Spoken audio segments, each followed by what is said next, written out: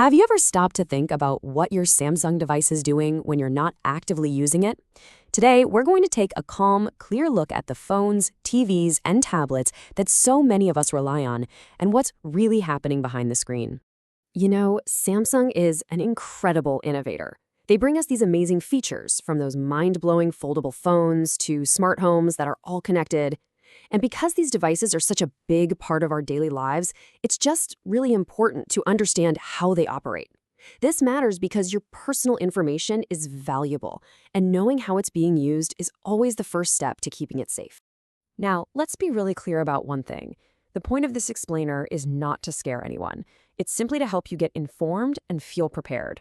We're going to walk through this together step by step so you can feel confident and, most importantly, in control of your digital world. Okay, so let's get into it. The main idea we're exploring is that for all the amazing cutting-edge features Samsung offers, there's another process happening in the background, and that's the quiet collection and use of your data. This whole process has a name, data monetization.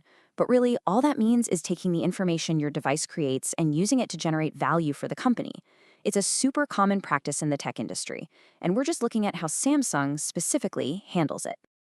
So you might be asking, how does this actually work? Well, let's break down the most common ways your information gets collected. Think of it like a few different pathways. First up, your Samsung account is a big one because it links your activity across all your different devices. Then you've got something called an advertising ID, which is used to track what you do for marketing. Your smart TV? Yeah, it can monitor what you watch. The device itself often sends back information about how it's working and sometimes where you are.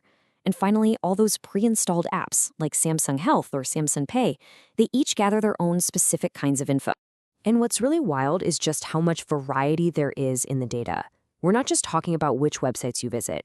We're talking about deeply personal things, from your daily fitness activity and even your heart rate, to your shopping habits and your payment patterns. You know, to really get a handle on what's happening now, it helps to look back a little. The source material points out a few key moments that give us some important context on how Samsung's data practices have evolved. So, for example, way back in 2015, there were concerns about smart TVs recording private conversations. And more recently, in 2021, some researchers discovered that even if you turned off customized ads, some data for analytics was still being collected. And of course, an app like Samsung Health is designed to constantly gather that detailed biometric data. Now, these are just examples, but they help illustrate that data collection is an ongoing thing. Okay, now we get to the most important part. What can you actually do? This is all about feeling empowered, so let's go over some practical, simple steps you can take right now to manage your own privacy settings. Here are 5 clear things you can do. First, just ask yourself if you really need to be logged into your Samsung account all the time. Second, dive into your settings and look for the customization service. Turn it off. Third, and this is so important, slow down and review the permissions for every pre-installed app. Does Samsung Pay really need access to your location? For your TV, look for something called Viewing Information Services and disable it.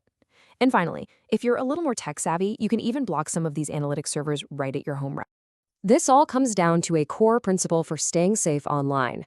Always stop, think, and then verify. So what's the big takeaway here? It's really not about saying one company is good and another is bad. It's more about understanding where they all fit on what you might call the privacy spectrum. And this lays it out pretty clearly. Over on one side, you have Apple, which really makes privacy a huge part of its marketing. On the complete other side, you've got Google, which is upfront about the fact that its whole business runs on using data for ads.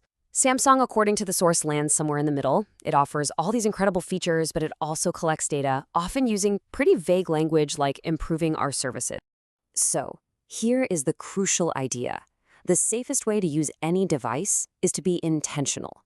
Instead of just accepting all the default settings, treat every single feature, every app, and every service as optional. Before you hit agree, just take a second to ask, do I truly need this on? Remember, you are in the driver's seat. In the end, the goal isn't to be afraid of technology. It's just to be informed and to be cautious. Because when it comes to your digital life, awareness truly is your best protection. If you stay alert, you stay safe. Thank you for tuning in. Stay safe, stay aware, and please share this information with your family and friends. It really does help everyone. And before you go, just think about it for a second. What is one setting you're going to check on your device today?